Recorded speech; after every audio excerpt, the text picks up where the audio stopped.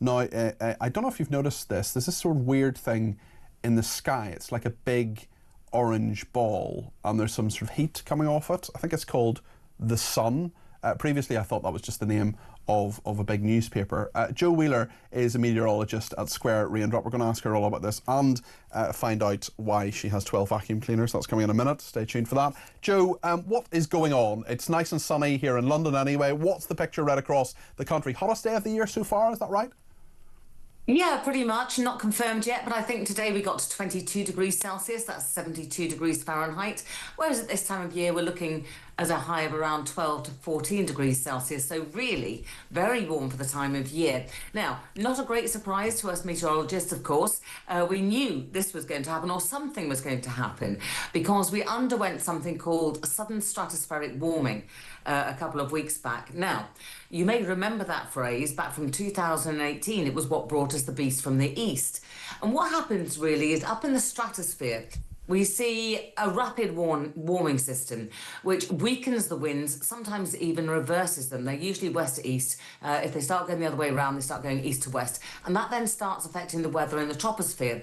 It usually results in what we call a blocking high. Now, a blocking high, as opposed to any other high pressure, is the fact that it sits around for far longer. So you obviously haven't been out that often recently, Peter, because the weather's been glorious for quite a few days now. I try to stay inside as much as possible, shield myself from the sun's rays. So I retain my youthful vigour. Yeah, but I mean, the weather has been absolutely fantastic. Now, the original position of the high, bearing in mind that winds go clockwise around a high pressure system, we're bringing in a southeasterly, which, coming off the near continent, was actually quite warm. Then the high kind of built to the west of the UK, which again, if we see those winds going clockwise, started bringing in a northerly, which is pretty chilly. And at the moment, we've now got an easterly. So although it's actually quite warm, there are parts of the country, a little bit like where I live, where it's still a little chilly because of that wind. And that high pressure is set to stay with us. I can't see any significant change until the middle of the month. And even then, that might not happen. Well, that's something to look forward to. That's we're going to have a sustained period where things are kind of lovely. Yeah, we are still seeing some overnight frost though, so any gardeners out there like me, you'll be running in and out with your seed trays, trying not to kill them off, because we want the frost to go away. Jo, I love talking about the weather with you and everything else. You often come on my weekend shows and talk about all the news. You're a commentator on all sorts of things, as well as the weather. Where you're a meteorologist at a Square Raindrop. But I suppose the main question I have today is why do you have 12 vacuum cleaners? I've just got a passion for vacuum cleaners. As you do. I have to physically restrain myself from going in the cupboard and checking all the block points and making sure they're very clean and the filters are okay.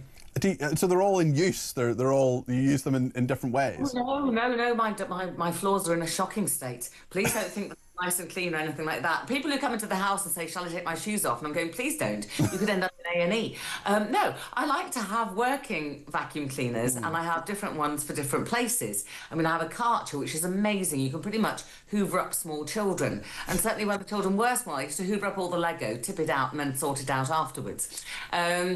And then there's one that I really don't like, which is unusual for me. I've even contemplated selling it, but, it breaks my heart to let a vacuum cleaner go. Clearly.